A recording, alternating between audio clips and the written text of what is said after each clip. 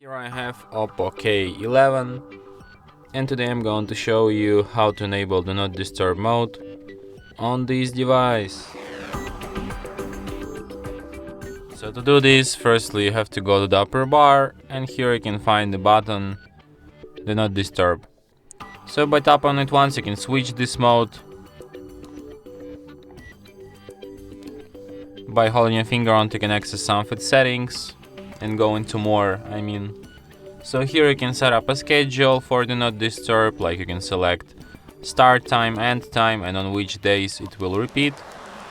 Here you can add exceptions to this mode, it could be favorites or only contacts. You can add apps to exceptions too.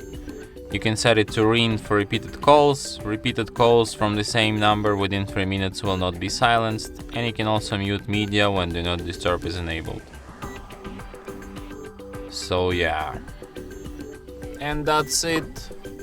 Thanks for watching. If you find this tutorial useful, don't forget to hit that like button and subscribe to our channel.